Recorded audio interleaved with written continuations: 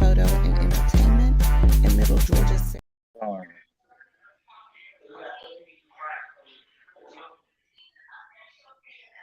What happened to the intro? Somebody ended the intro? Mo over there clicking. Mo over there being click I don't know what's today. going on. What's going on, party people? We still good, man. We live here, Yeah. man. How y'all New Year's was? Oh man, it was nice and relaxing, bro. It's a fact.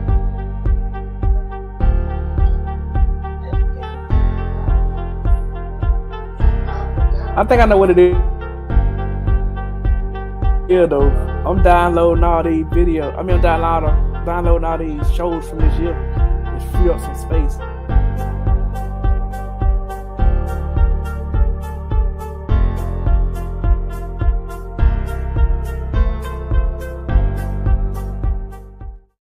Newport Short.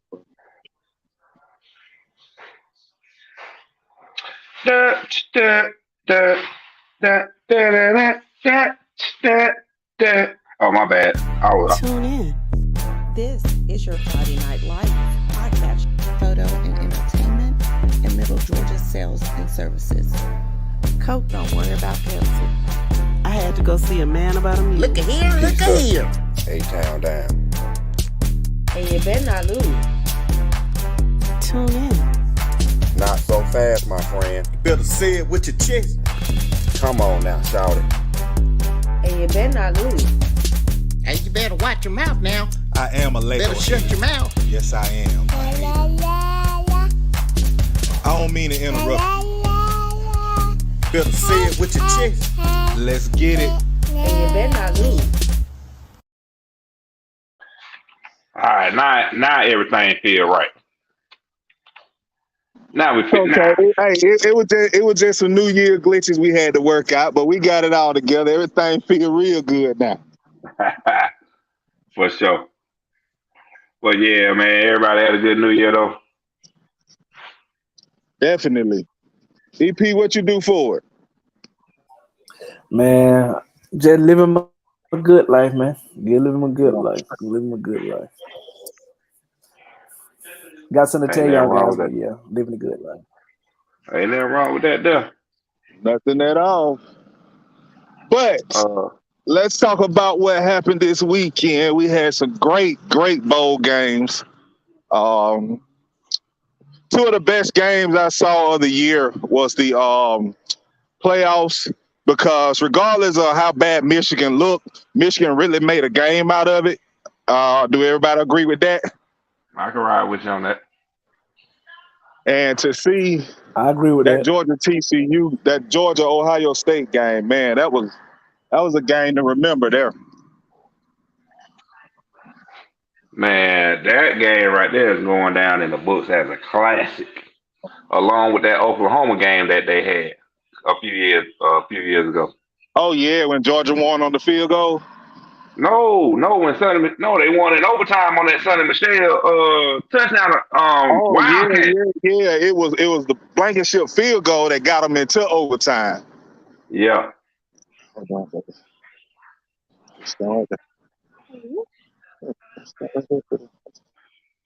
Yeah, that's what it was. But yeah, that was a good one there coming in overtime, because I think they beat Baker Mayfield that year, or Kyler Murray. One of Baker Mayfield, I think they beat Baker Mayfield, and that's really what put Stetson as they continue to talk about. Stetson got his little claim to fame imitating Baker Mayfield on the scout team. Yeah.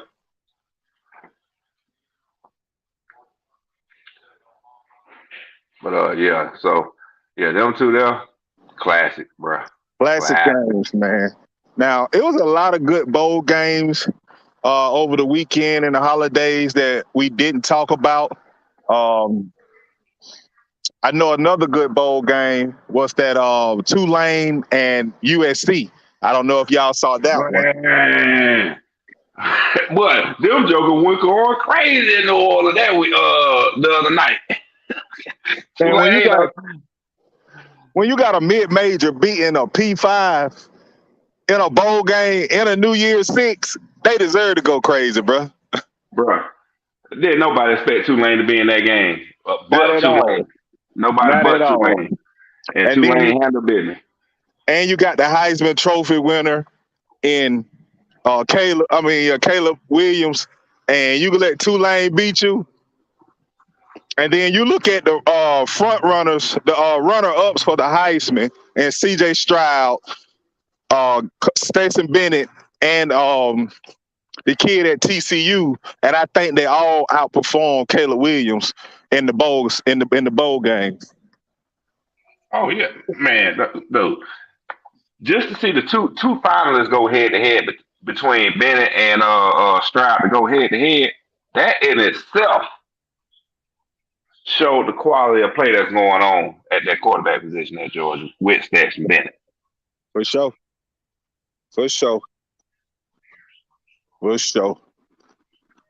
Now we're rounding down the playoff games in the NFL. And before we go any further, man, let's just take a moment of silence for the kid from Buffalo who passed out on the field during the game. Mm-hmm.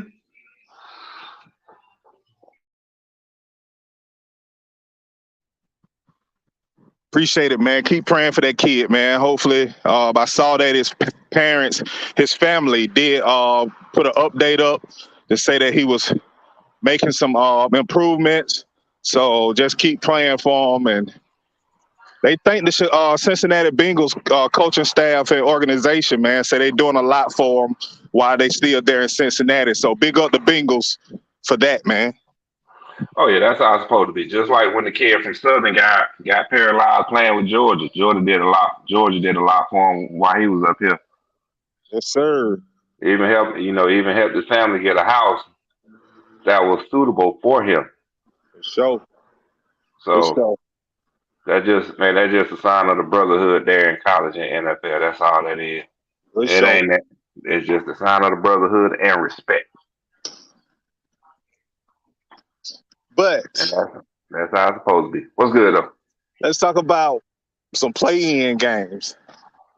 Because I know in the NFC North is all it's really been talking about is the Seattle, Green Bay, and Detroit Lion game. I personally would love to see Detroit beat Green Bay and Seattle lose to get Detroit the wild card. But the fact that we do have a native Fort Valleyan playing for Green Bay, as well as kid out of Cordele and stuff like that.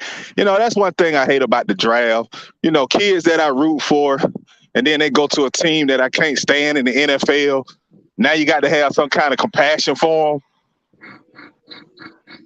But I don't think if a player that I love went to Tampa Bay or New Orleans or Dallas Cowboys, I'm done with him. Can't be like that, man. Yeah. You can't be like that. I'm trying to put the standards on the screen so folks can see what we're talking about. Yeah, I give Green Bay a pass. New England got a kid out of Fort Valley. Made a hell of a play this weekend, pick 6. So that was good. So I give them a pass. But Tampa, New Orleans, Dallas, man, I can't see it. Man, Seattle's still in it, huh? Okay. We got a Facebook user, I'm sorry I can't see your name, 49ers Super Bowl champion.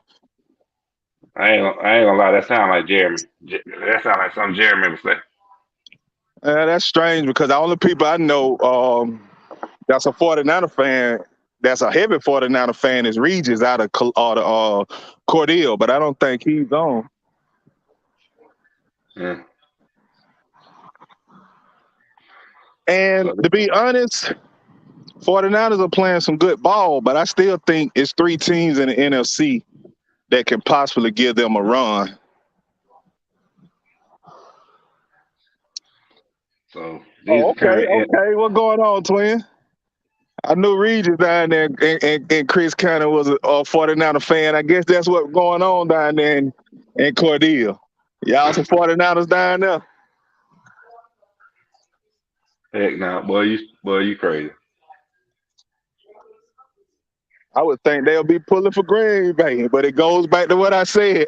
They probably been cheering Quay Walker ever since he was a recreation kid, all through school, all through college. Now that man playing with 49ers with Green Bay, and that ain't their team. So how they cheer for him, That's the same No, point I was making. no, he said the bros was a Cowgirls Oh fan. my No. God. Hey, tell Al we gotta get with Twin, man, cause that's one thing, and I guess around our age, bro, that's one thing I can say, especially in my neighborhood when I was growing up. Either you was a Cowboys, a 49er, or a Pittsburgh Steelers fan. And see, I was a Falcon fan for life. So I used to get teased and talked about because we going 4-12, Cowboys winning Super Bowl, 49ers, Steelers winning Super Bowl. But I guess around our age in the early 90s when we was coming up, late 80s and stuff, those were the teams that was winning. So I can see why everybody was jumping aboard being those fans. But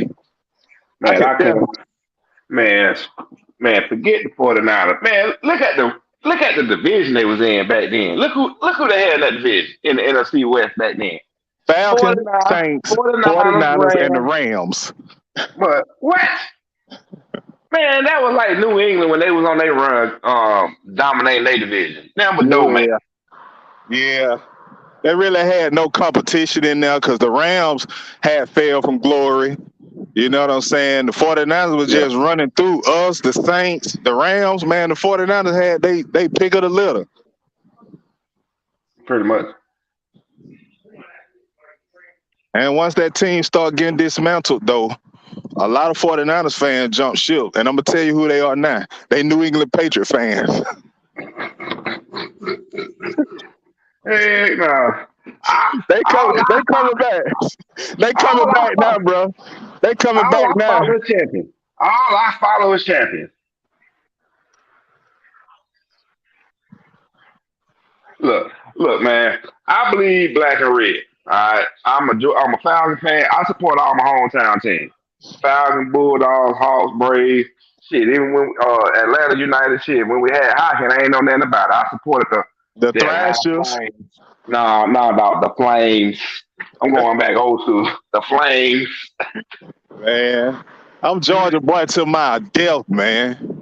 I'm Georgia boy to my death. I ain't never, and like I said, man, I grew up in poverty on a farm, man. We had 3 channels. I couldn't get no 49ers and no Cowboy games and stuff. All I saw was the Falcons, the Hawks, the Braves. You know what I mean? That's what I grew up watching. That's what I'm going to be for life. Ain't wrong with that, though. Hey, look at that. All them Patriot fans, they just old 49er and Cowboy. Now I can't say the Cowboy still a fan stuck with them, but when 49ers fell off the map, all the 49er fans became Patriot fans. Oh, for sure. I'm a Chief and a Cowboy fan. Hey, see, look at Mo. Look at Mo. Mo, you a Bama fan. We already know what kind of fan you is. Just mentioning you a Bama fan shows us what kind of fan you is, EP. Come on, man. Y'all give me some kind of credit, man. Come on, man. Hey, any other listeners, man, any of y'all listening, man, have y'all read the article where the GHSA is considering NIL deals in high school? Come in and give us y'all take on that, man. I myself, and I'm sure Thurston and EP all agree, that might be the dumbest move I've seen in a lifetime. So here's the article. It'll work for my son. It'll work for my son. I'm putting the article up on the screen. No, it won't. And I'm going to tell you why. All right, hold on. Well, before we get into that, this is the article on the AJC. It is on the page for you to go look at and view at your pleasure. But the article talks about multiple things. All right. It talks about instant replay for one. It talks about seating at state at playoff games. But the biggest thing in here, did I go past it? No, it ain't. Oh, advertising. The biggest thing in this article right now, which I don't like Todd Hofer when he writes, because he's very political when he writes. So I really don't like his articles. But this is what they're talking about right here.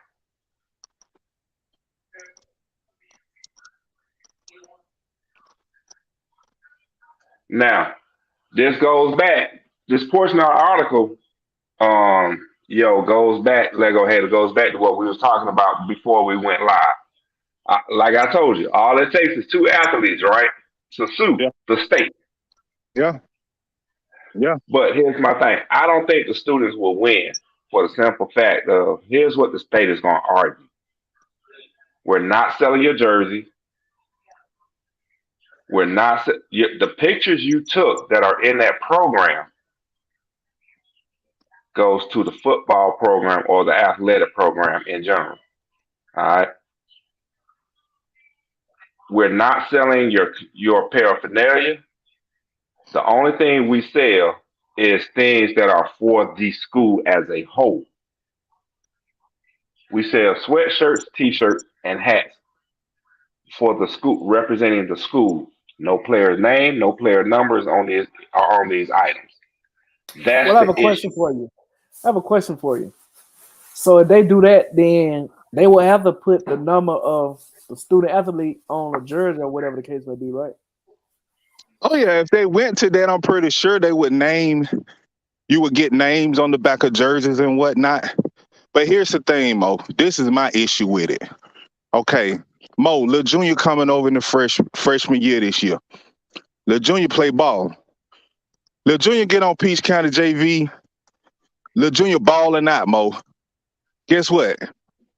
A big school in Atlanta, a big school in Houston County that got the funds. You got to take it like this, Thompson or Swainsboro or Irwin County, these small schools like that we've been playing for championships.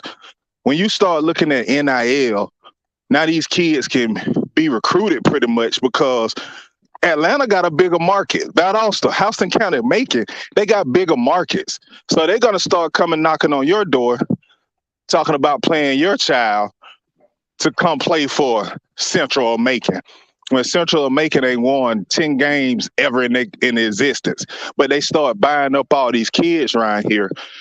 It's going to take away from the purity of high school football. It is already affecting college football, as we can see. You go to that next level of high school doing something like that, that's going to be ridiculous, man.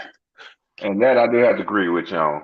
I do got to agree with what you said. And the key thing you said and what you said, was the purity of football.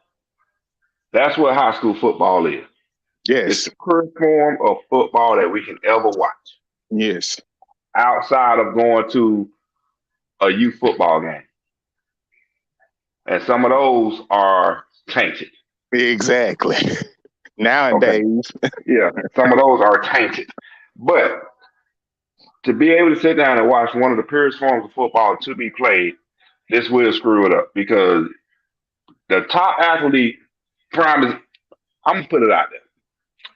You got Mr. On what's the running back name at Northeast? Nick Wolford. Yeah, Nick Wolford.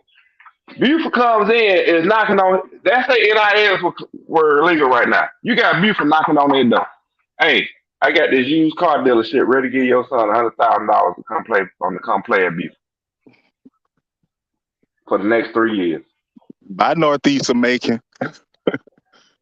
What you think he gonna do? What you think his family gonna say? Take that 100 bands and be sitting up there in Peachtree Ridge area somewhere, Swanee area somewhere, Buford, Houston, somewhere up there. Yeah, gone. That's what's gonna happen, and it's gonna destroy the game, man. Yeah, it ain't gonna give the kids nothing to look forward to because now these kids gonna walk into college with money in pocket, thinking like, "What you paying me? What you paying me?" I just got done making $100,000 in high school. What you gonna pay me? I need another zero. I need a couple more zeros behind. Mm-hmm.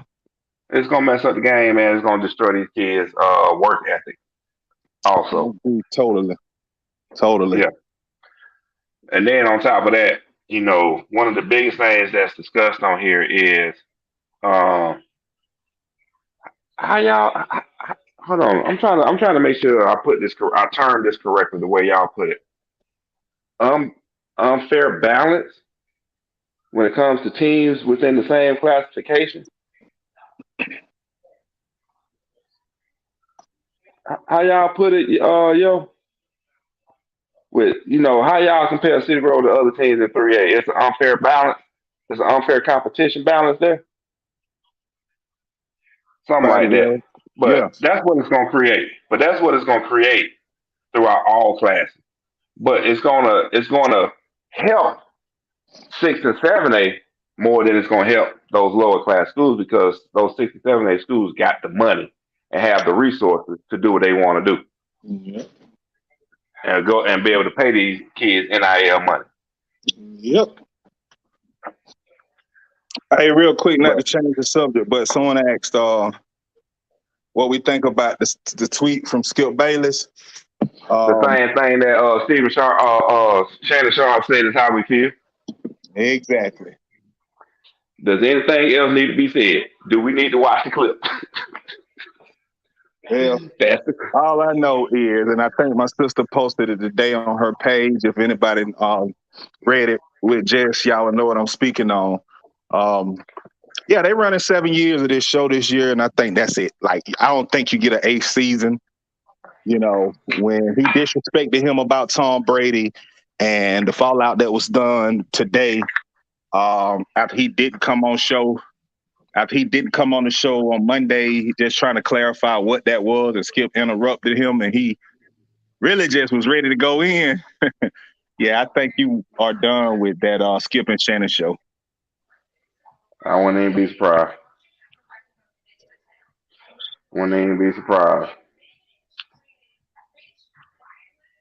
Because Skip done went through a lot of if I ain't mistaken, Skip done went through some co-hosts. Oh yeah. Skip and Stephen A used to be together. Mm-hmm. And if Stephen A can't get along with somebody, there's a problem with his I age and agree. stuff. I definitely agree. But at least he does have a conscience at times. Except for when it comes to the Dallas Cowboys. But I love it, but when he be on the Cowboys. I love it. Stephen A don't hold nothing back. But that'd be the funny thing when he be going in on them cowgirl boy. Mm-hmm. Hey, EP. Go ahead, bro. I'm listening. I just know you had something going on. I was finna tell you to hold it down real quick with Thirst. Let me run and see if I can go ahead and set this thing up. All right. All right, bet. Go ahead. But yeah, Skip was wrong. Man. Yeah, we all feel, especially Black Twitter, feel that Skip was wrong and needs to pull that thing back. Because at the end of the day, even though those are athletes out there, those athletes are human. They have families, they have responsibilities, they have people that they have to care for. That's a son, that's a father, that's a brother, that's an uncle, nephew, cousin. It's people out there that depends on that man to be on that field. That man can't be on that field. A man went into cardiac arrest twice, had to be revived twice on the field. And you gonna sit up here and bitch and complain about the game being stopped because of that? Some people just say crazy stuff. Speak out of turn. You know what I mean? So some people just should just keep stuff to themselves. You know what I mean? Yeah, and that was a comment that he should have kept to himself. That's the older white guy, right? Yeah, Skip Bayless on the show with what's his name? Okay, I know what you're talking about. Yeah. So what's going on to everybody that's in chat talking in the audience?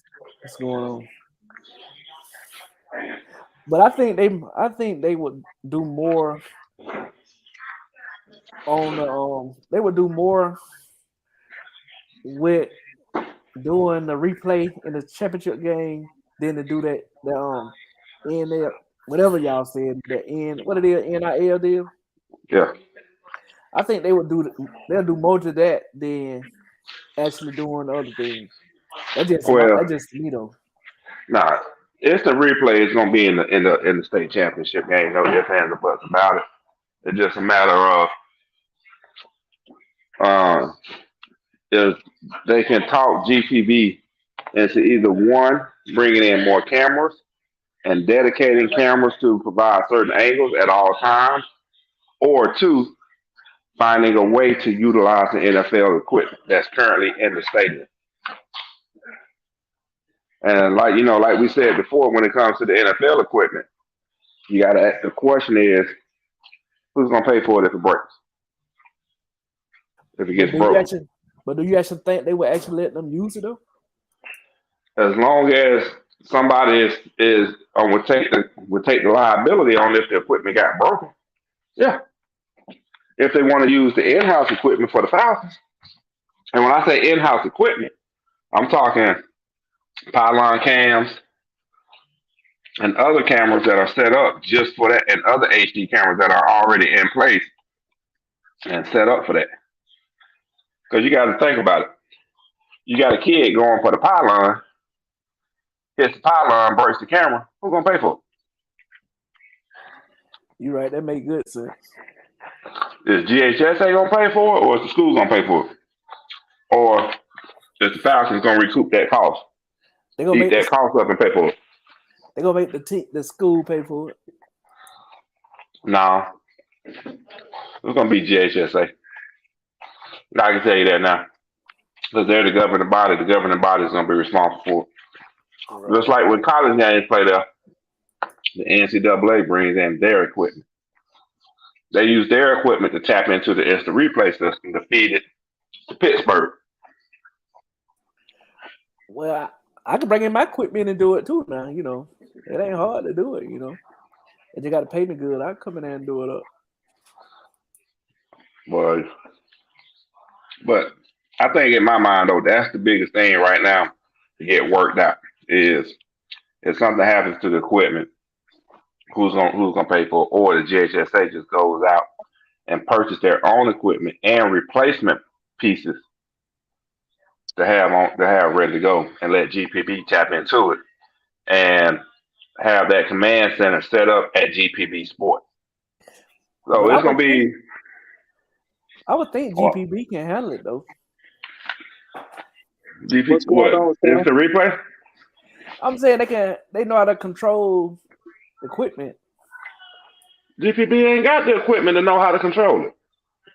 That's what I'm saying. Don't get me wrong. GPB has a studio. But all right, where you gonna put the command center at? Hey, all right, we got Mr.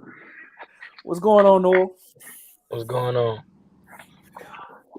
Y'all fans, listeners, we got Mr. Noah Winnington with us tonight. Noah, give us a little background about yourself, man, for everybody that's listening that don't know who you are. My name is Noah Winnington. I graduated from Peach County High School. I attended Western Kentucky University, and I transferred to the University of Oregon. My folks from Fort Valley. I ain't really stayed in Fort Valley all my life, but that's really what my roots at, and everybody I know. So yeah, that's me. That's what's up. Now, question that I want to ask you. First, I want to congratulate you on the season that you had going into Oregon this year, man. You had a real good season. Being a Bulldog fan, I kind of was torn in that Georgia-Oregon game, but, big up to you on your season. Now, if you watch the Georgia High School football championship games this year, 3A, we saw the controversy call with Cedar Grove and Sandy Creek. A lot of people don't know that it was you in 2017 that made the catch that they ruled incomplete. After seeing that this year, what did you feel about that call? Did that bring up any heartbreak for you, or how did you feel after witnessing that with Cedar Grove?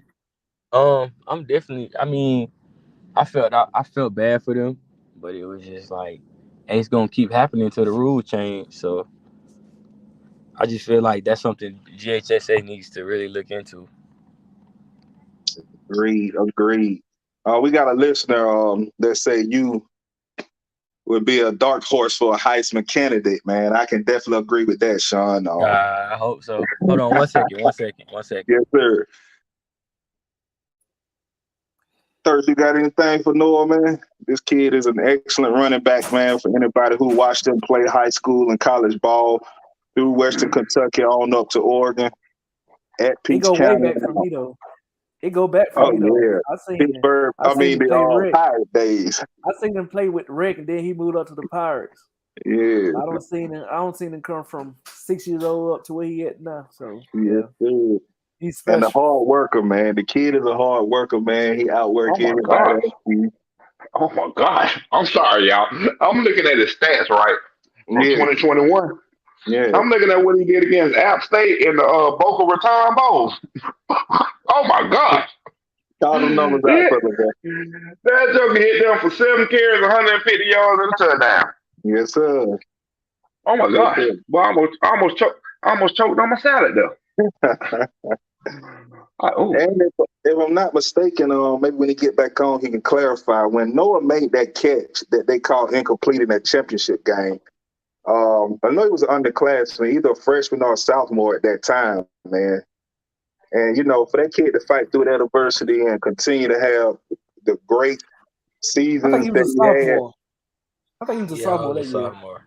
Yeah, sophomore at that time, man. You fought through that adversity, continue to have a stellar high school career. We had Hollywood on one day, man, and Hollywood told us one time that playing against you was like playing against the Alabama Crimson Tide, man. That year y'all went up there the west side and beat up on them, man. No, Jalen did not say that. Yeah. That boy crazy. Yeah, Hollywood crazy, man. We supposed to get him back on as well as Kieris. But, if you had to talk to these kids about the transfer portal and the NIL deals and things like that, high school kids that's trying to, earn those scholarships to get into college, what would be your advice to them when it comes to that type stuff? I would definitely say don't worry about the NIL because that's what everybody worry about. So I feel like for high school students right now is the main thing is to get into college because the portal's so deep. People going to get players who ready to play now instead of people they got to develop. It's some programs such as Oregon who's heavily recruiting high school students because they plan on building up the program. But those who did have great seasons this year, they really looking forward to go get players out of the portal. And that you make a great point on that. One of our panelists, son is Andre Thomas. I don't think you got to play with Andre when he came over to Peach County, but he's now playing at Yale. And that was one thing that he was speaking of, these because of the COVID, it was giving these kids extra years and the transfer portal. So it's so hard for high school players to get on the field or even get recruited. Yeah. My bad. I'm at Zachary right now. You can repeat that? Yeah, I was just saying she was talking about how the COVID years is giving these kids extra years and coaches are actually asking these kids to stay on extra years for that point that you was just making. You don't have to, develop these guys. You got 5th and 6th year seniors and it's taking up roster spots for the high school kids that's trying to be recruited. Yeah, it is actually. It's somebody on my team that's on their 9th year eligibility. Oh yeah, I saw that. Yeah, he finna be 27. What, the quarterback, huh? Nah, he played tight end. He's a lot. Wow. He plays. Oh, okay. He's a Okay, tight I'm end. thinking of somebody else. I'm thinking of somebody else. Okay. Yeah, I know they were saying something about a couple of redshirt injury years and things like that. But man, that's crazy. 27 years old. Man, that joker went to the one. Man, that joker went to the one and came back. It's kind of almost unfair to high school students, if you ask me, because like you coming in and you playing against grown men, like you almost got to be fully developed to come in as a freshman and play. Like you got to be one of those ones that's been in the weight room, been on protein, been taking creatine, like you already like a Leonard Fournette, basically.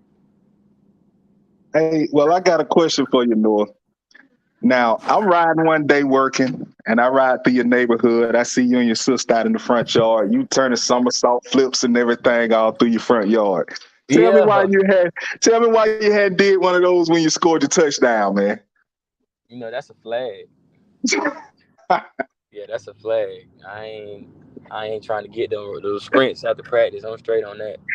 That's what you call discipline, young man, right there. Young man, you see it, don't you? Because I know you know in the That is NFL, but that Tyreek Hill would kill him with that flip. that's a flag. Yeah, So, one of our listeners said that Coach Lannon had you taking a lot of reps at the wide receiver position in the bowl games. Was that due to injuries, or it was something else going on? Maybe you thinking about playing for slot or something like that, or what was the I deal mean, there? my coach did tell me that he wanted me to start working more in the slot. So I can't really say because I don't know the future. But I did play with wide receiver in high school, and he know that. Definitely. And he was like, "We need somebody to run jet sweeps and stuff that's gonna hit it." And that's what I do. You feel me? I tell you, I like jet sweeps.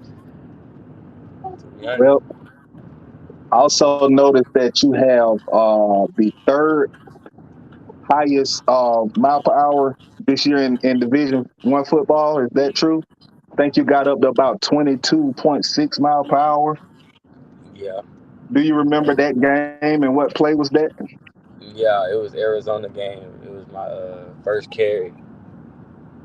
My first carry to Arizona game this year. Tell you right there, man, you got some get up and go. Now, that's the one you broke for 55 yards? Yeah. You had a nice little game there. 6 carries, 92 yards, touchdown, 1 catch, and for 6 yards. Yeah. That 15.3 show does boost your average per carry. Ooh, that's a nice game there, boy. So as of right now, Noah, your classification, are you considered a sophomore, or are you going into your senior year or your junior year? What's your classification? I'm going into my junior year upcoming this year. Okay. All right, that's what's up. I do got a question for you. Because I know you in that little crossbreed in that gray area of great NFL running backs. So my question for you is, what running back what running back did you look at or look up to try and steal some stuff from here, steal some stuff from there to create your own style? I would say Darrell Henderson, that play for the Rams, Mm-hmm. and Power. Chris Johnson. Power and speed. Mm-hmm. Chris Johnson, man, I ain't heard that name in a minute. Yeah. Definitely can see the Chris Johnson comparison.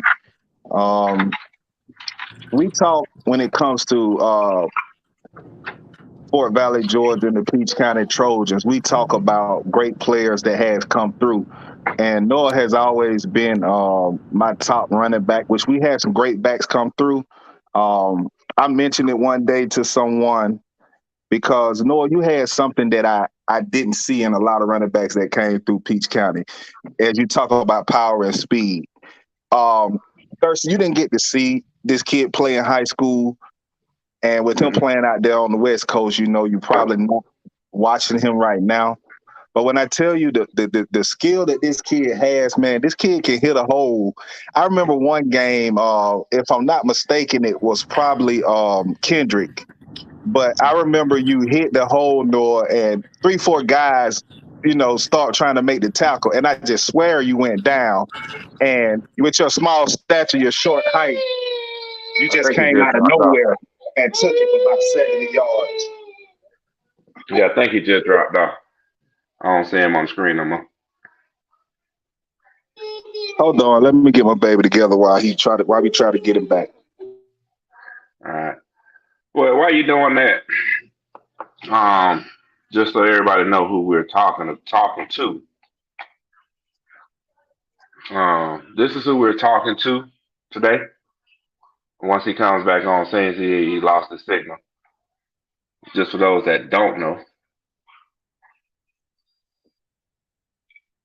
And he's back. My All bad. right. Nah, It you good. disconnected. Nah, you good. We were just putting your ESPN profile up on the screen so the listeners know who we was talking to today. If you don't, hopefully you don't mind. No, it's straight. But It ain't the best, but we got some work to do.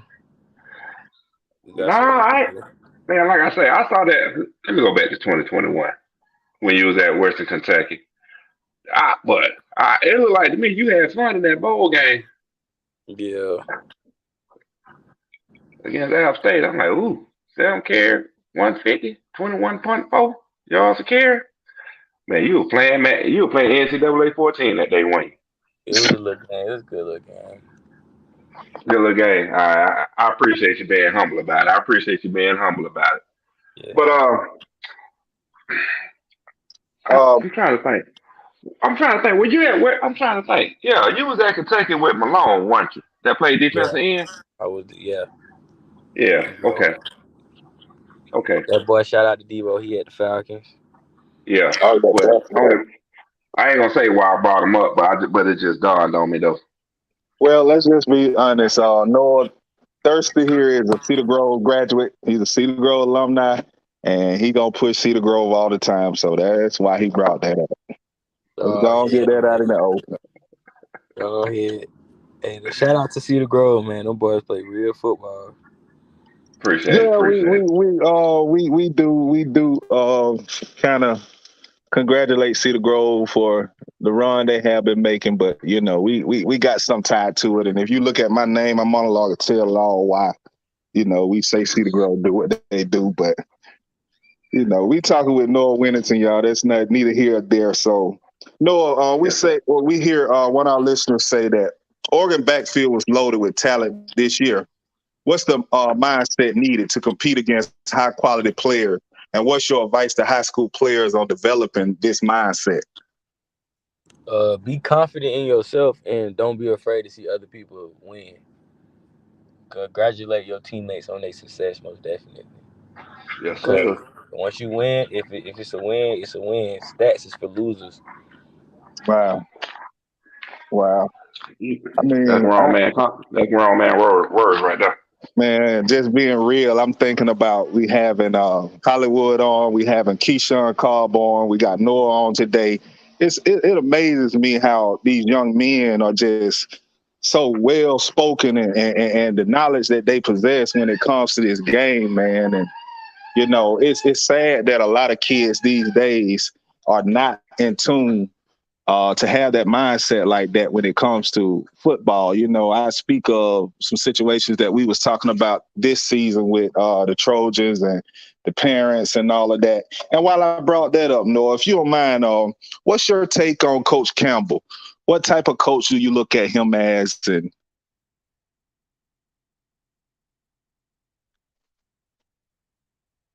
Noah, you there? Did we lose him? Nah, he's still on. Nah, I still see He's him still on. on. Yeah, I still see him on. Unless his microphone is not muted. He could have lost his signal and just hasn't dropped yet. Y'all can hear me? Yeah, we got you now. Yeah, man, Coach Campbell, he made me tough, man. I can't say that. Like me and him, we built a great relationship throughout my years in high school because he believed in me. You feel me? It was a point in time where I wanted to leave my 9th grade year because I wasn't playing, but he was like, "Don't go nowhere, because you gon'." And he held me down. He kept me humble, and I'm thankful that I got the chance to play for him. That's what's up, man. That's what I hate he leaving. That's for sure. And when I sat down and spoke with him, his last couple of days at the school, man, he kind of laid it out just like that. You know, every player that I've spoken with that has been coached under Coach Campbell all have the same mindset. So, you know, we just been getting the opinion of what they thought of Coach Campbell from all the kids that he has been part of their life and whatnot. So I thank you for that. Mo, EP, you got something for Noah, man? I know you say you go way back with the Wreck Get days and the Pirate days, and like I said, I've watched him grow up, watched him become the man you are today. I'm very proud of you. Oh, also, man, when you be at the Docknail house, and this is coming from a Perry fan, when you be at the Dock house training with Doc and Brent, man, they always talk about how you the first one finishing the drills. You're encouraging all the other guys to go through the drill and stuff. So, it amazes me that I haven't found anyone that didn't say the same thing about who you are and the team player you are and how well you are as far as how well spoken you are and everything like that. So, man, shout out Norman, man, and your family for raising you to be the young man you are. And then, Shout out to my dad. just wish you more success this year and throughout your career, man. But EP, you got anything for him? I don't know if he don't, but I know I do. Well, I'm gonna say this. What's going on, Noah? What's going on? I remember you from them rec days, man. I used to coach against you, and we couldn't stop you coming through that hole. We had a long night. And you've been doing the same thing ever since. And the only thing I'm gonna tell you, keep your head up and just keep doing what you're doing, man. You're gonna make us proud. Yes, sir. I got you. No, I got you. Man, forget all that. Dog, can you send me a tracksuit from Oregon? I've been wanting one of them things for the longest. You said a what? A tracksuit. Man, let me tell you something, dog. Back in the day, Oregon had the freshest tracksuit in the game. We still do. And I know, and everybody want one. Authentic. And they want the authentics. But I'm just messing with you, man. But real talk, dude. Hey, man, best of luck to you. These whether it's 1 or 2 years, best of luck to you. Nothing but the best. As Mo said, EP said, keep your head up, keep grinding, keep doing what you're doing, keep leading by example. Because we need more of you to help lead these young men that are coming up, man. Yes, sir. No, man, we sure appreciate you for stopping by, taking time with us today, man. You know I'm going to stay in your inbox, keep telling you, come on. So before the season start, man, all right, when the season start, we want to definitely get back with you just to see the progression of where you're going from this time on up to the start of next season and to be able to wish you, a good luck on your next season and all. And if you're home, man, hit me up, man. Maybe when you're going to work out or something, we can get up and I could try to get me some Oregon gloves, don tracksuit. I just want, extra large, dog. I wear extra large. I get it from you. But I know, man. We sure appreciate having you on, man. Yeah, thank you. Y'all have a good one. Yes, sir. And you can check us on Facebook, YouTube, or Twitter, man. Anytime you want to listen to the show, we here. Okay. All right, man. All right. Yeah. Man, Friday Night Lights fans, man, y'all give it up for Noah Winnington, man. That kid is special, man. Y'all gonna definitely be seeing him playing on Saturday. Everything I was saying about him, EP, all the stats Thirsty pulling up, the stories we telling you about him, it's not made up, man. That kid is a humble kid. And he's driven. He don't mind the hard work. Just like Sean said in the comment, if you think about him being a transfer in from Western Kentucky and coming in and putting his name in the hat to be on that field every Saturday, to be able to play with those guys that come out of, man, Oregon had a loaded backfield, man. And he walked in and got right in the mix. And that's not, because of any favors. That was because of the hard work that kid put forth. And I seen that with my own eyes. So big up Noah Winnington for coming on with us tonight.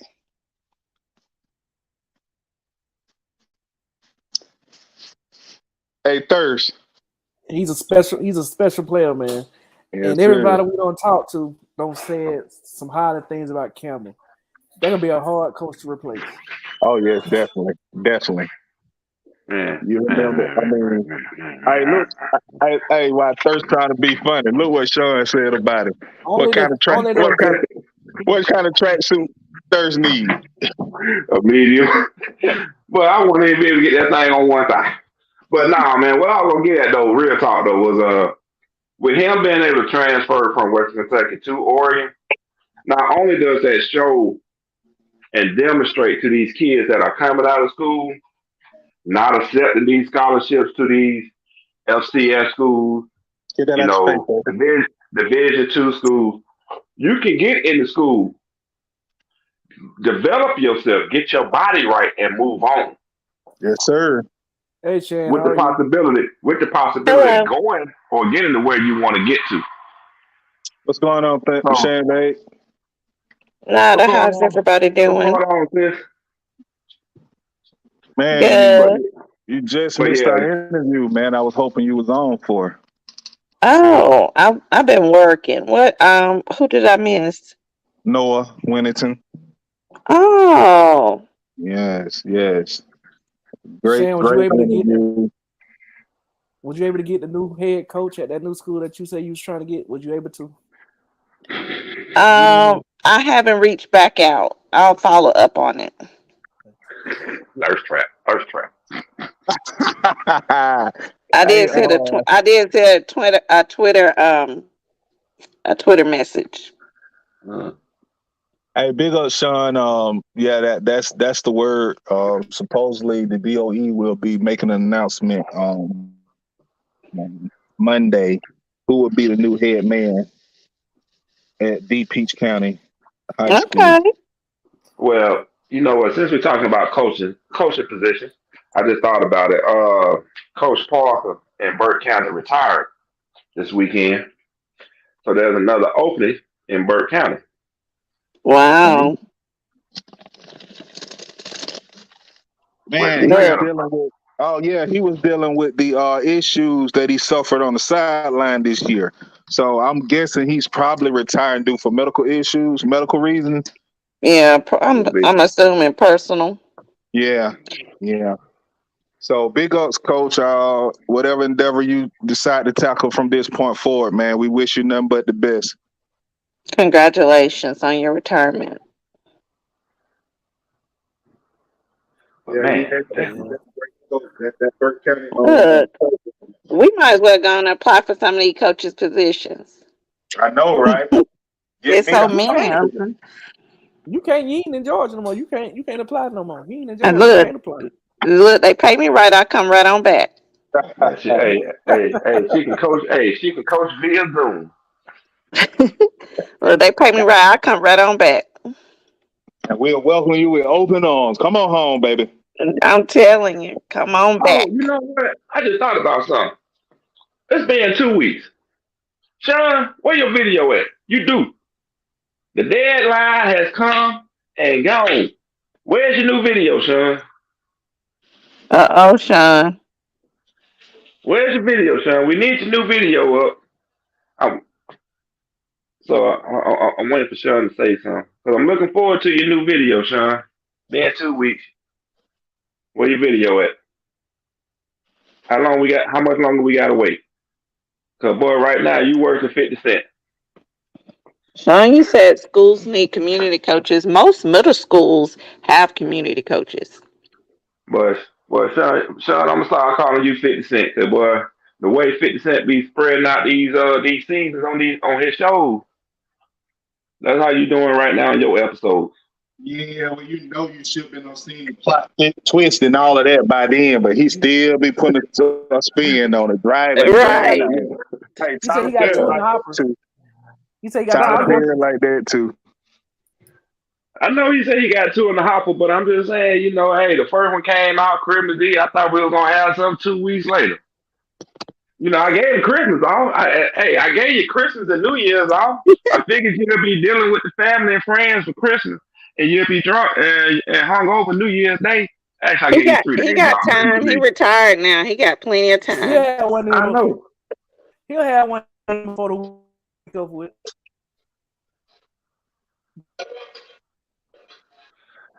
But well, sir, you might have to go back and edit your NIL deal after you read that AJC article about GHSA thinking about implementing NILs in high school football down here.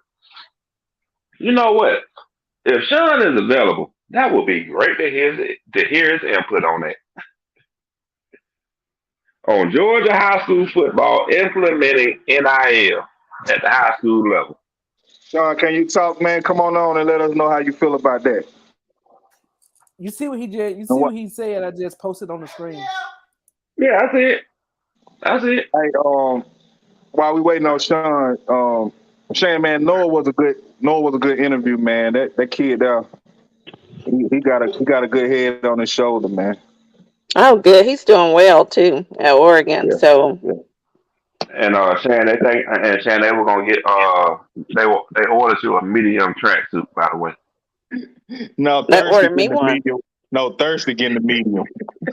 Oh, Sean say give him 2 or 3 minutes and he can come on. okay. Hey, what's going on, Mr. Robert? They ain't trying to put all this donk in no medium. That ain't gonna work. I gotta send Sean the link then. Please don't, and then walk in front of Wilbur with that medium dunk on. Let me put no names out there. But all I'm gonna say is don't drop, man.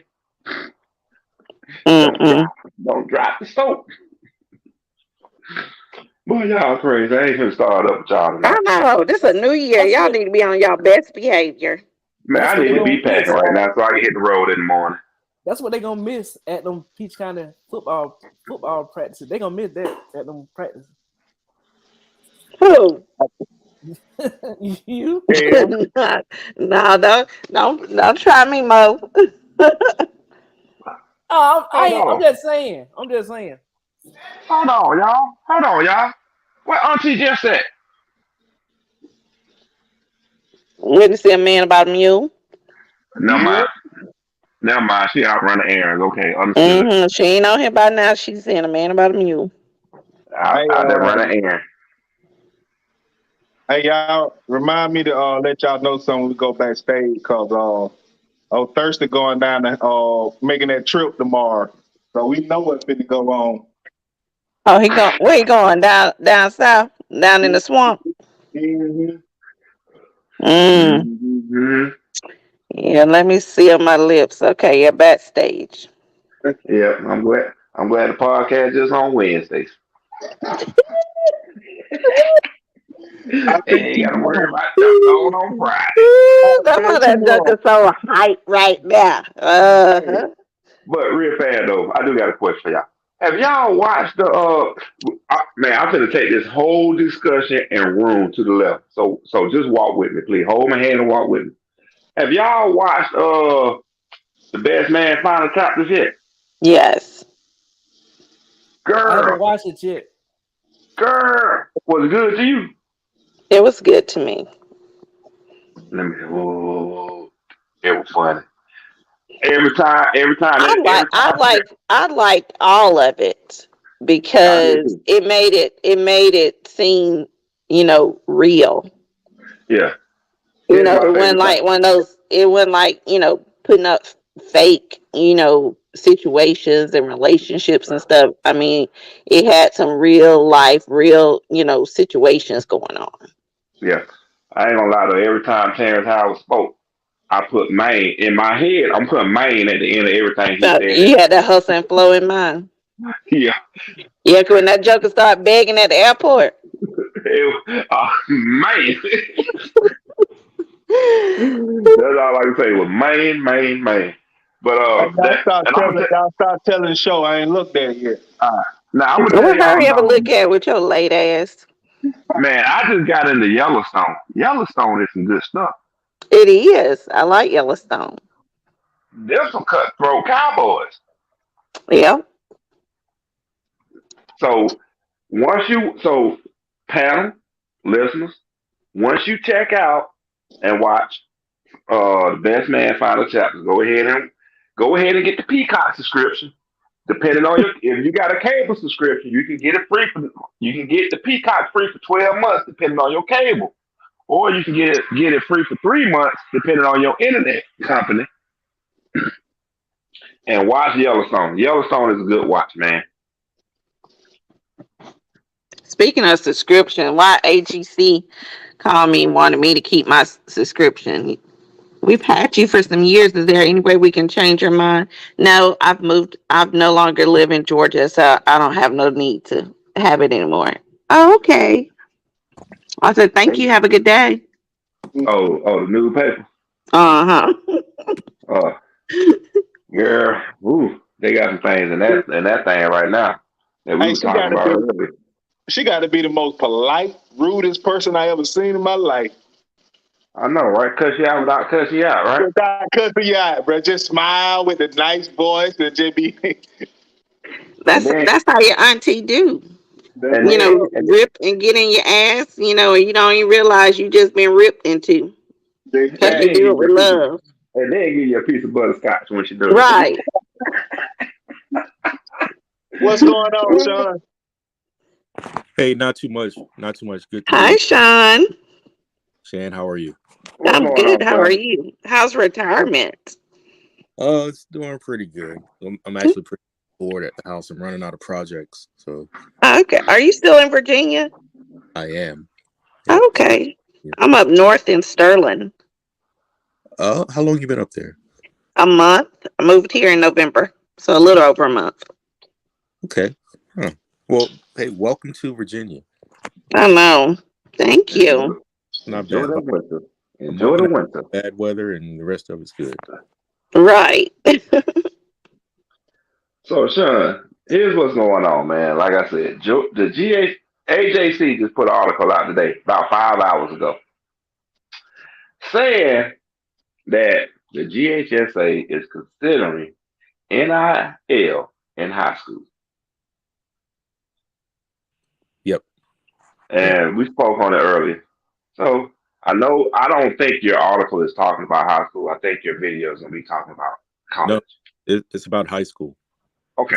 High school. And okay. What tipped me off to it, and this is really what takes so long to get these things done, because the one that I released first, that was over a month in the making. Because the more stuff I saw, the more I kept adding to it and whatnot. But Nick Saban had an interview a few days ago. I think it was after their bowl game, where he talked about high schools are going to have to address this NIL deal and this mentality of players not sticking around to play in late season games. It's going to trickle down to high school, because that's what's happening in the bowl games. Obviously, is a kid thinks they're going to get drafted. I don't want to get injured in the bowl game. So now, if you're either getting NIL money or looking forward to NIL money in college, he thinks you're going to have high school kids not playing in the postseason, so they don't mess up their current or future NIL money. Interesting point. Yeah, so I'm going to include. Well, wouldn't that be predicated on once they get to college? So, I mean, it seemed like it would be too proactive for a high school kid to sit out because honestly, your contract wouldn't start until you were in college anyways. But it's already happened, though. It's already happening in Georgia. It happened last year in Georgia. Well, they're talking NIL deal for high school kids. Right, for high school kids. But what I'm saying is, you had a kid from Georgia who quit playing football. No, it was during COVID. I think it was during the COVID I forgot the kid's name. He left high school, did not play his senior year, enrolled early at college, and got paid. I thought that was in basketball. I saw something like that in basketball. I didn't know. It was in football. It was one in football. I forgot the kid's name. I know he played quarterback, but I forgot the kid's name from Georgia. I forgot the kid's name. What school was he from? Was he from like Lee County? Where was he from? Was it Central Macon, I thought? All I know is it was a top recruited quarterback. Right. Like, you know what? Forget this high school season and this COVID stuff. I'm going to college and get my money and play. All right, so let's look at it this way. So consider now you got a kid that's in, say, Vienna, Georgia, playing for Dooley County. And if you look at, we'll just say the median household income in Dooley County is typically going to be less than what you'll see in, say, Houston County. So if someone offers this kid $5,000 as a NIL to move from Vienna to Houston County, is that what the GHSA is willing to allow, as long as it falls under bona fide moves? So you're basically eliminating the section 1.72 rules on recruiting if you're going to allow NIL in high school. Yeah, because my thing was, right behind House and County, you got Buford knocking on the door. Well, I can put an extra zero Right. behind. Right. And that's my thing. I think GHSA has gotten so much slack because schools like Buford and Grayson has always gotten away with that. And now they're starting to say, hey, let's and let's start, opening up the, the players pool where we can say the kids have NIL eligibility, which provides them an opportunity to move or transfer schools based, long as they stay in the ramifications of bona fide move, and you know what I'm saying? So, GHSA is just pretty much kind of covering their backs because they've been getting so much heat for years, knowing they know some of that stuff that was going on. Now all of a sudden they're trying to solidify things by saying, hey, let's create opportunity for these kids, so now everybody has the opportunity. So y'all probably know who Go Todd ahead. You guys familiar with Todd Holcomb? He's the right. He's the one that wrote the article I'm talking about. Yeah, so every now and then, a few times a year, we'll go back and forth over email and just talk about different things. And one of the conversations we've had is the crux of the issue with the transfer rules and allowing kids to play at different schools. And his position, which I disagree with, is that schools with more resources have an advantage by having resources like tackling, artificial turf fields, that sort of thing. And my argument is the number one resource is players. Because no matter how beautiful your facilities are, if you're rolling out there with 150-pound linemen, it's not going to work. If everybody on your team runs a 5.40, it's not going to work. And so I think with the NIL, we're looking at probably expanding the reach of schools who do have more resources and who are in close proximity to businesses, variety of businesses rather, to actually go out and get more players to come to those schools.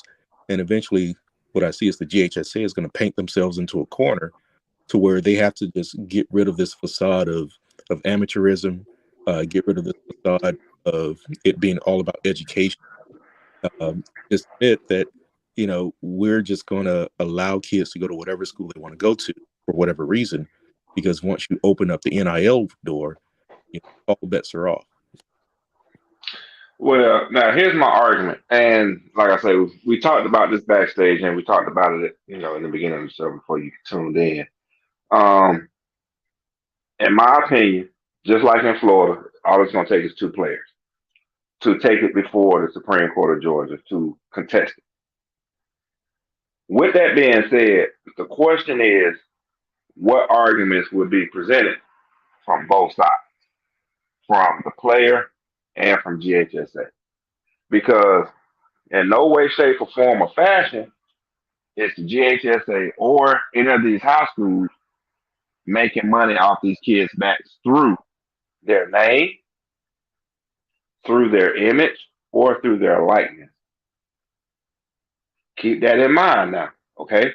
Name, image, and likeness. Not ticket sales, not paraphernalia that is being sold solely representing the school.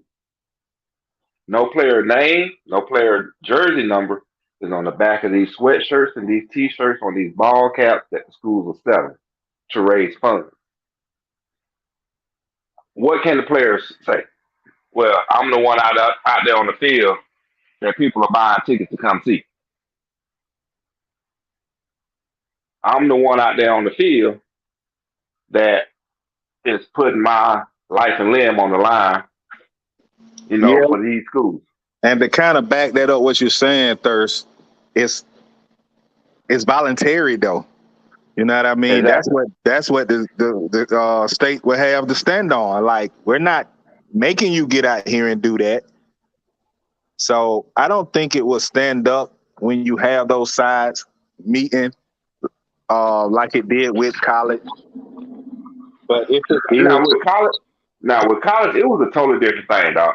yeah, Everybody in college was getting bamboozled off of one thing in particular, and the game. first thing that came up was EA Sport College, Yep. EA Sport, and NCAA video game, And jerseys. And jerseys, and yeah. jersey, yeah, and jersey. That's the first thing that came up because they're selling jerseys in bookstores with the name and number on it, but you ain't seeing a penny of it. You are in this video game and you're not reaping the benefits of this video game. That's why every college student now is going to get NIL money basically from a video game starting next year when that video game drops. Because I know I'm buying one, so I'm going to give you my $65 for that video game. You can take 50. Hey, you can take 5 cents of that and go and give it to somebody. And for jerseys too. Well, I ain't about the only person I ain't about no jersey except for Herschel Walker, but I'm about to burn that thing. And I'm keeping the Bo Jackson though. I'm keeping the Bo Jackson Auburn jersey though. But anyway, that Herschel Walker needs to start a fire in the backyard. I only think that NIL works for high school based on the probability of kids having an opportunity to move, maneuver, and transfer schools. That's the only benefit that NIL provides for high school players. But and that's I private school. I mean, but here's my thing. I mean, you look at the single A classification on up to 3A, some 4A, where you got these small single county schools and things like that. Man, it ain't nothing for Beaufort to come and steal everything from Northeast Macon, from Macon County, from Peach County, from you know what I mean? South. No, you might well just say from the fault line in Georgia going south. Man. Right, and provide apartments or living arrangement for their families to be there to live there. Exactly. So you take that's why I said it. That's why I said that NIL only benefits the probability of kids being able to maneuver and transfer to different schools. Because you look at booster clubs that have the money that can provide living arrangement for parents that decide to switch. If we recruited your son and now we're providing you guys free rent for a whole year, for the whole school year. Thank you. That's for you guys to live here on a bona fide move, in the guidelines of a bona fide move. So, that's the big deal of it for high school, and GHSA knows that. They're just trying to CYA because they allowed it for so many years, and they catching so much heat for people always bringing up the Cedar Groves, the Beauforts, the Graysons, and all those schools that are known to recruit.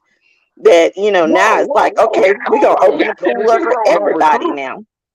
I don't think Groves don't recruit. Man, whatever. That's the point I was trying to make. I think it's already going on. You know what I mean? Like, don't get me wrong. All it does is just legalize what the bylaws are saying with all the loopholes in it. Bylaws have been put in place to prevent a lot of things that has been happening, but they got wiggle room in there.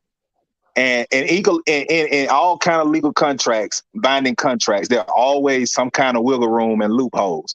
Gray areas.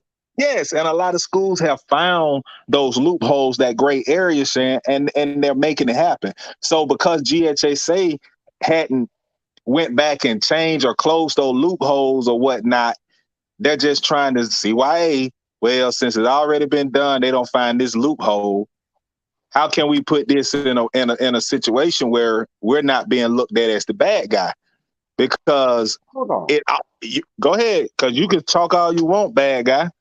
Because they've been No, turning a blind eye to it no, for years. Yes. no. The president of GHSA has said himself, the words from his mouth was, and I quote, Hold on, is this we Finch you made, talking about? Is this Finch you talking yes, about? Okay, what Finch yes. said? He said, we made bona fide move as easy as possible. And I close quote. Well, the reason they have to make it as easy as possible, and let's at least appreciate the difficult position GHSA is in. Well All said, these, John. Well said. they're in a difficult position because on the one hand you have the state of Georgia and House Bill 52 or 251 saying, but on the other hand, they have to manage athletics. Now, if they do, I think two things also need to happen. All those private schools that got put up to the 6A, 5A, 4A, etc., they need to go back down. And that all needs to sue the GHSA to restore those wins they had to forfeit by paying players rent. There you go. There you go. And in some cases, tuition if you're talking about private schools. Well, we know GHSA ain't finna restore that. But, you know, bona fide move and NIL, they're going to go hand in hand and they're going to cooperate with each other. If they make it, if they bring NIL in, those two things are going to coincide and work with each other. I don't know how far. I don't know how far they will go with it, but it makes Sean make a great point. Of course, when you're dealing with what the GHSA has been dealing with, of course they're going to make it as simple as possible, because you still have schools that benefit from things that other schools are being punished for. So now the GHSA is saying, okay, what do you mean, huh? Grayson benefited from Valdosta's downfall. Grayson did nothing no different from what. Because the parents did something stupid, not the school. Hey, the parents. Listen. They still benefited, Mike. Thank you. And regardless of what those parents said, that's still that in that interview that was done where they made that dumbass statement was still the same interview for him to be eligible at Grayson. It still was the same. And my whole thing is, how did he decide Grayson? How did he decide Grayson, not the whole thing? Did Grayson say, hey, we'll take you? No, hold on. We're missing the biggest point in that argument right there. You're talking about two different rules. Well, a rule that was in place and a rule that got created.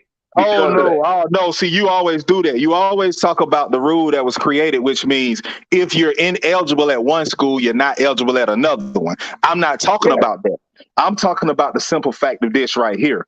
If you didn't make a bona fide move from the state of California to the state of Georgia for your child to play at Valdosta High, what transpired in being ineligible at Valdosta that was bona fide to make you eligible in Gwinnett County?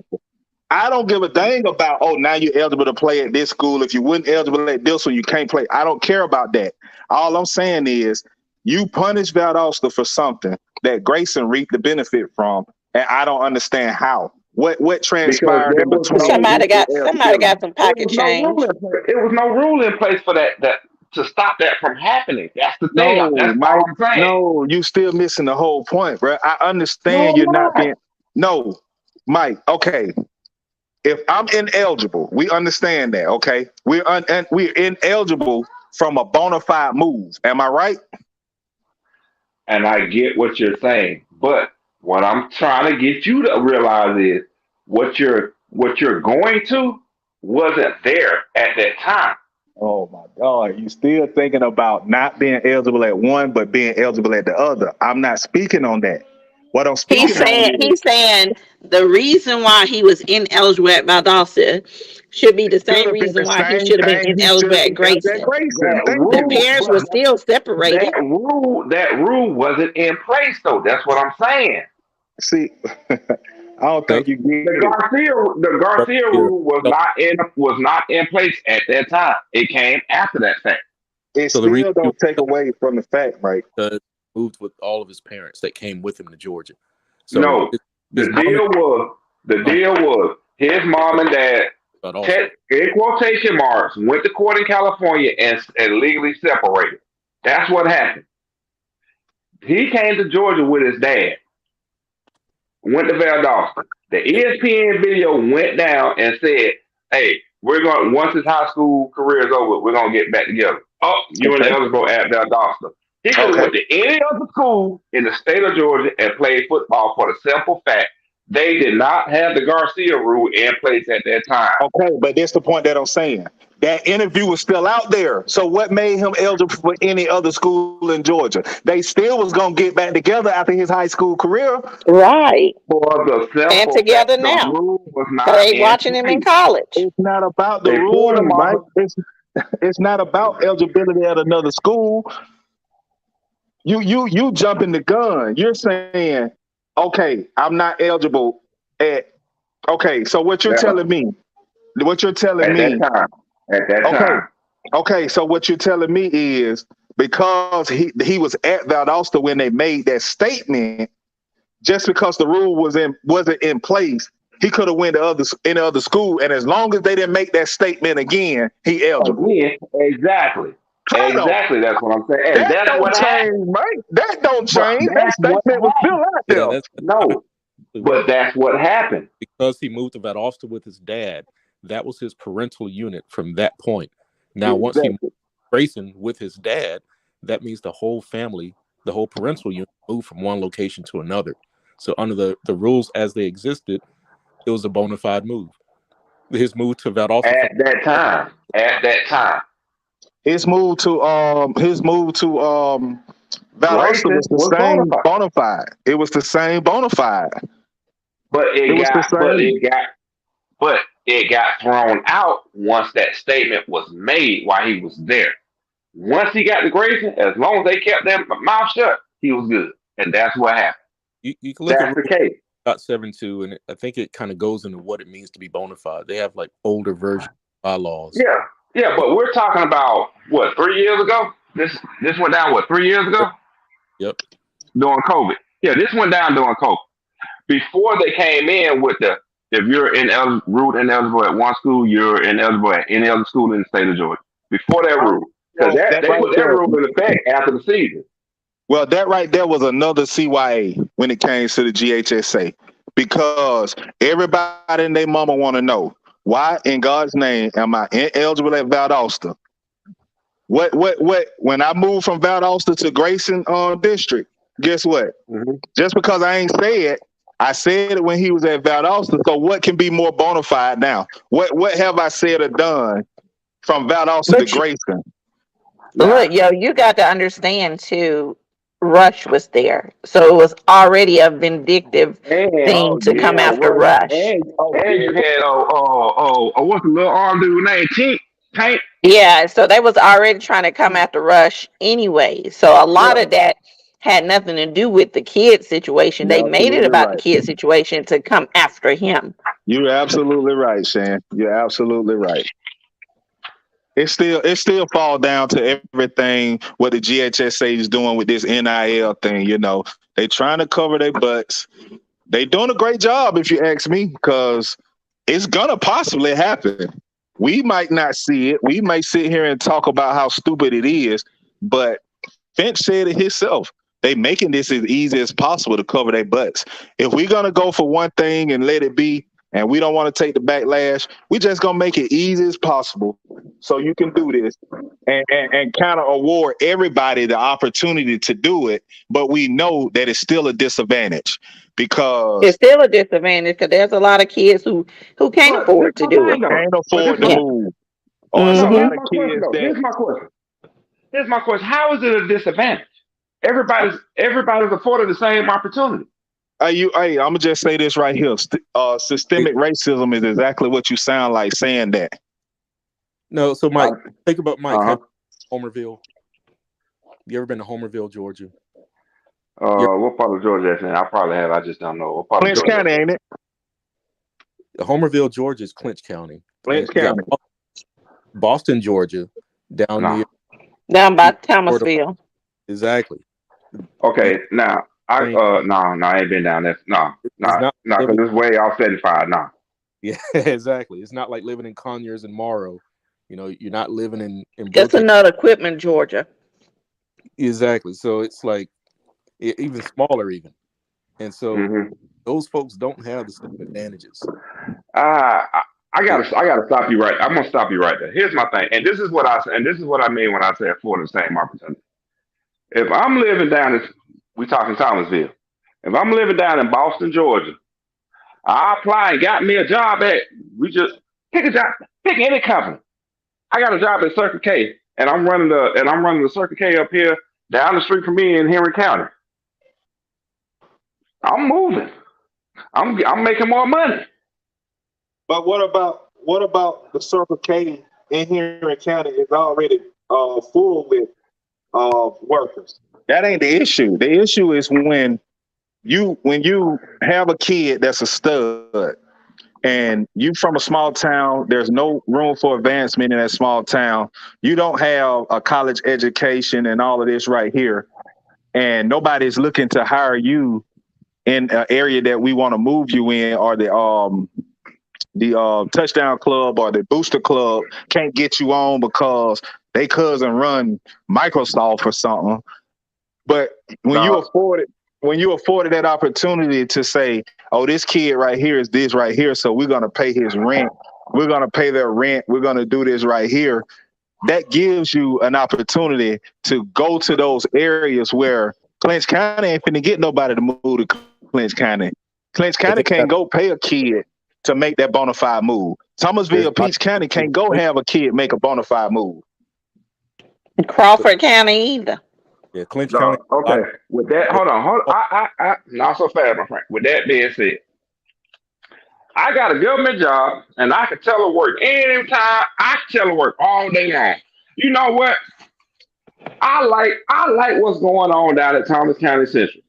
Hey, job, I'm finna move down to Thomas County Central School District so my son can go play there.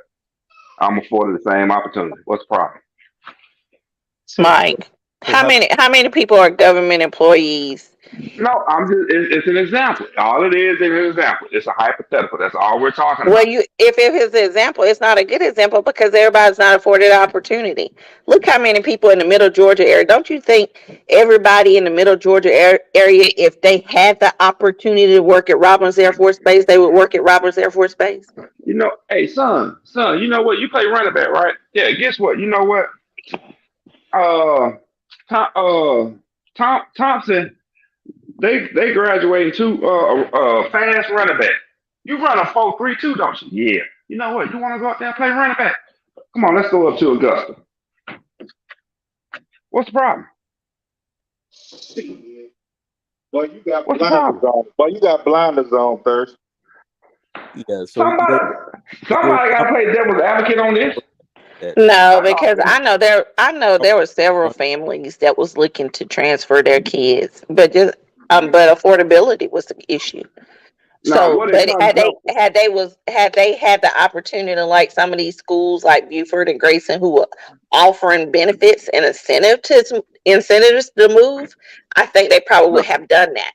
But because those opportunity wasn't available, just because they wanted to move, they didn't have the opportunity to move. What's limiting families moving from, and y'all can take this how you want to, from Middle and South Georgia up north to help benefit their child is money in their pocket.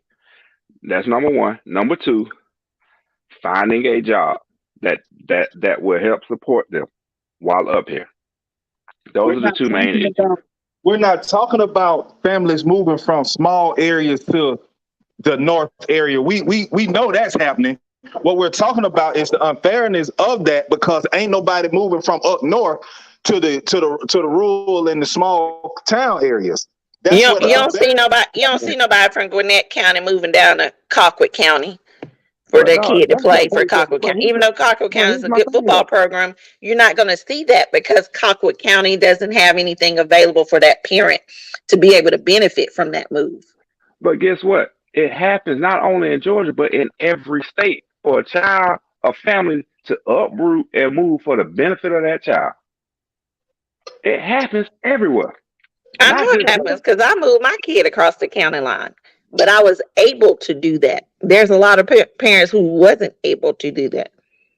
which comes down to what? Infrastructure being available to you as the parent to Okay, maintain and provide. I disagree, Thurs. I do too. Okay. Yeah, I think you're And looking very generally and not looking at specific, like specific because of what ain't people no, face every day.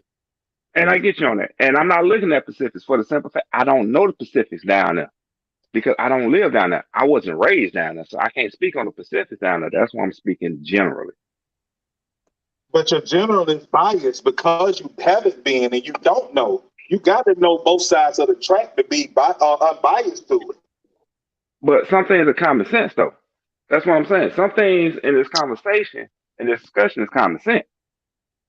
So what's common about that? What's common about it is, okay, one, if you can afford to move up here and can find a job to sustain your family and Right, provide for your family, you can do it. bro. That's it. Mike, Bro, you I've still known missing the point. I've known kids from small towns like Peach County and Colquitt County and Brooks County who had opportunities to go play football in places far away from home but chose not to because their parents can't even afford to go watch them play football there. And that's And what you I You just have said. opportunities like you have situations like that. And then you got to look at it. There's people who their whole life they lived in small towns. They don't know nothing outside of that. and So to uproot them out of that, and you talking about, oh, we're gonna bring you up here and you'll have a job, a house, and all that. Them folks, their mentality can't embrace all that because they're thinking, I'm comfortable here because that's what I know back here. and again, that's not my argument about kids having the opportunity to move to Atlanta because, like I said, that's happening. What I'm talking about the unfairness of this quote unquote bona fide move because you're not gonna have kids Resources. exactly to make a move to say, you know what, I want my son to go play for. Oh man, Peach County been winning and going to the playoffs for 30 plus years, and I want my child to play for Peach County. So I'm gonna leave Decatur, Georgia, and move to Fort Valley so my son can play for Peach County. That's not We know gonna that happen. ain't. Clinch We County know that got ain't gonna happen. championships. Clinch County got We know that. championships. We know that ain't finna happen. Ain't no So jobs there's down the there so for them to okay, maintain. so because of this bona fide move situation that you're speaking of, like I said in the beginning, it's unfair because of that situation. And because of that, GHSA is going to cover their butts and try to say we're making it as easy as possible for these kids to make this move because they know it's not fair. They see it's not fair. But all you can do from that area is say, oh, well, you got to do what's best for your child. You got to do what's best for your Right. child. Who told And we you open the that? door. We open the door for everybody. Yeah, So that way, who, if to, you can move, you got the chance to move. If you can't, well, it's open for everybody. That's how who they told covering their you? asses. Who told you, Thirsty, that it's best for my son to come play for Cedar Grove than to play for Peach County? Who told you that? Who told you it's better for him to go to Beaufort than it is to play at Houston County High or Northside or Warner Robins? Who told you that? Nah, it ain't a matter of who told me that. It's a matter of as a parent, why as a parent and or the child, why are you even thinking about making the move? That's the question. It's Because like this. because It's why like this. no. Because one, your child feels they're gonna have a better opportunity at getting a scholarship up there, or the parents is gonna feel the same way. No, I think it's the superpowers that's going on. I think it's the Alabama syndrome, Alabama University. When you Oh, that's always winning, part of it. 'Cause when people you want to win. winning, exactly. So it's not about bettering your child because that can also hurt your child. That you feel like I'm gonna go wherever I can win at. Because here's my thing. That's why the Huh? transfer portal is in existence right now because the kids not So want to you work gonna hard and do what they need to do. so so you gonna sit up here and tell me, okay, what you want to be when you grow up? I want to be a football player. Well, what you want to do if football don't work out? Uh, I want to do stem cell research. Oh, you know what? Gainesville got a class on stem cell research, and guess what? They winning in football. You want to go? You want to go to school up there? Yeah, Okay. baby. So Can we tell make? me, Hold on, baby. Can we make the move up there to Gainesville? You cool with that? Yeah. All right, let's go. What's the okay, problem? so tell me what class Cedar Grove High School and Ellenwood, Georgia have that would make me want to bring my son up there. They got to Shit, get man. Bruh, I ain't been in that educational system since '92. You Oh, expect me okay. to tell you that? I ain't gave Oh, a fuck I'm about saying, the Cobb County educational school system since '92. hey, I'm saying you just said that. I mean, I was just trying to figure out because I mean I know they got magnet program and there's House Bill 5250 and all of this stuff, but guess what? Mm-hmm. Everything that they teaching up there at Cedar Grove, Mm-hmm. my child can get right there at Peach County or Central Macon. But you ain't gonna see nobody transferring to Central Macon that's a magnet school or West Side Macon Because of sports or because of education? because of the education. You saying what's best for your child. That one there, I'm calling bullshit. If we talking strictly education and you know that a particular school system can provide the path for your child, and you got the means to make it happen for your child to get in that school system and get on that path, you're gonna make it happen. I'm calling bullshit on that one. No. Of course I will. Of course I will. That's not what I said. What I'm Now we saying ain't is talking this. about no sports involved. Now, no sports involved. Strictly education. I'm calling bullshit on that one. But I ain't say that. So I can't go into the no sports involved because that's not what I was saying. What I'm saying is when I said Cedar Grove High School, because what I mean is Cedar Grove High School being a magnet school is not the only magnet school in the state of Georgia. Hold on, It's not. hold on. Why there? I'm finna get Sean in on this. Sean, go. Sean said that. Okay. Yeah. Uh, hypothetically speaking, okay, it's just an example. Okay. I ain't been in VA. Give me the benefit of the doubt. I ain't been in VA in 6 years. So we just gonna say your child goes to Indian Creek High School out in Virginia Beach, right? They ain't that. I really want to get into this particular field. Well, who has this particular field? Oh, you know what? It's out there. It's out there at Hampton High School. Now, Sean, you know your child is passionate about this. We're talking strictly education, and you know it's a good path for your child to take in life. Ain't you gonna do what it takes to make on to help your child get into that path? If Of that course, means you got to move out to Hampton, uh, yes, but you're also looking okay. at. I have the If you means, had a means, if you got the means to do it. but I think a part of the conversation here is that we have examples in Georgia of parents taking their kids 100+ miles away for no other reason than to play football. Not that I have a feeling about that either way. It's the parents' prerogative to do what's best for their kids or what they feel is best. But once you add the NIL component, I think you're only going to see more of that, and it's going to become It's gonna be out of control. It's gonna be out of control when the NIL It's gets only gonna be about football. None of that gonna matter about the school. Because at the and end I of the agree with you. day, my child gonna bloom where he's planted. If he's going to school in Macon, he still was gonna be going to school in Macon, making straight A's, doing what he's supposed to do. Because that's what I demand for him to do as a parent. You're gonna get your schoolwork, books before ball games, all that kind of stuff. So, as a parent, you got to make decisions not based off something, because what if he gets hurt? What if football take him out and he done for football? So now he's stuck at a school that he don't even like, because he ain't even playing football now, and he's stuck at a school he don't even like, and he's not getting proper education he's supposed to be getting or whatever. It can't be about football all the time. Well, And if well, parents are making that decision, then and especially if it doesn't benefit your child, if you got a child that needs a lot of attention in the classroom and all that kind of stuff, school should be the first priority where you need to have him planted. hold on. What's in front of athlete? Student, right? professional. Okay, student. Enough said on that. Do we need? I don't feel we need, because I think we all agree on that one, right? See, baby girl. Yeah. See, even baby girl agree. Oh man. But look, man, y'all know somebody got to play devil advocate on the panel, so that's gonna be me at times. Well, I'll just say this: Nick Saban tried to warn folks about the NIL and the portal when the idea first came out. He said the rich is gonna get richer, the best teams are gonna get better, and that's what's happening. Well, you now look bringing it to high school, and people about before.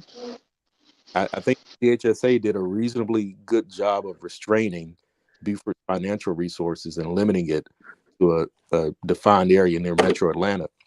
But if you bring in NIL, what's to stop Buford from just going through the youth circuit, the middle school circuit, figuring out what players they want and which players are willing to come to their school for NIL deal? Right.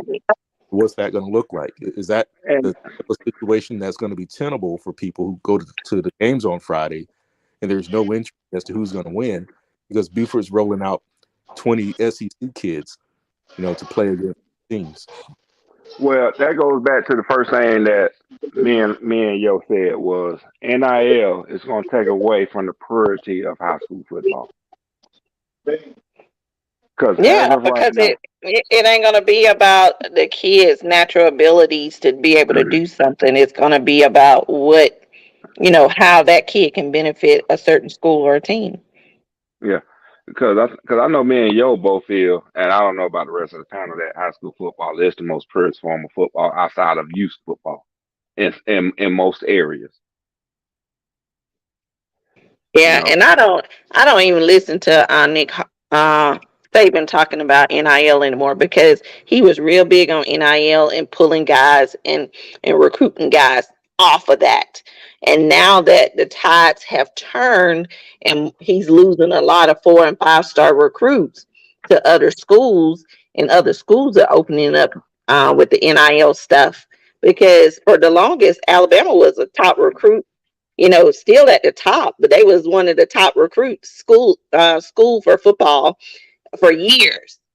And all the other schools don't start catching up with what, Saban was doing and offering and all this kind of stuff. And now all of a sudden he feels like it's all unfair. And there's an issue with the NIL and the transfer portal. Well, to be clear, When it basically started right there at Alabama. well, he made those comments years ago before it actually went active, and it was just a conversation that we were having. He said, "Hey, I don't think it's a good idea for these reasons." And it became like an operating, a way to operate your program. He used it because it was within the rules. So it's not like he's coming out against it now that he's losing players, and I think no big deal for him to lose a giant all, proven to not be a good teammate, but sometimes you have the traction and there's a lot of turnover, but portal you have more insight into what that turnover actually is. Those scholarships are 1 year is losing and you hear about it. You breaking up, Sean. Okay, I'm well, gonna tell you what we're gonna do. Shan, close us out, and we'll go to the back room. Okay. Well, thank you guys for tuning in on Hump Day, Wednesday, for Friday Night Podcast. We know that this is an off season, but we do try to stay in touch with you guys, talking about relevant topics that are current. The Friday Night Light Podcast crew would like to send prayers to Damar Hamlin. We pray that he will recover from his situation from the other night. It was so sad to see that happen on live TV. So we wishing him the best in recovering. So those out there in podcast land, keep your prayers coming for him. I seen something today that said his breathing is improving. So they're trying to move him off the ventilator. So they're trying to keep his breathing improving to do that. So keep your prayers coming for that. We know that it's a new year upon us. Next month, February, we'll have National Signing Day. So those athletes that who will be doing some signing based off their commitments to the next level, please keep us informed of those so that we can highlight those athletes and their schools. So without further ado, if there's nothing else from the podcast crew, we're going to say good night to you guys, and we'll see you next week. Hey, shout out Noah Winnington, man. Great interview with Noah Winnington tonight. Oh, yeah. Thank you, Noah. Sorry I missed it. I'll have to go back and listen to it. So congratulations on you doing big things at Oregon. Keep pushing. We hope to see you on Sundays someday. Yeah. Well, holla at y'all good people. Tune in. This is your Friday Night Live podcast, photo and entertainment, and Middle Georgia sales and services. Coke don't worry about Pepsi. I had to go see a man about a meal. Look at here, look at here. A-Town down. And you better not lose. Tune in. Not so fast, my friend. You better say it with your chest. Come on now, shout it. And you better not lose. Hey, you better watch your mouth now. I am a Lego. Better shut your mouth. Yes, I am. I don't mean to interrupt. You better say it with your chest. Let's get it.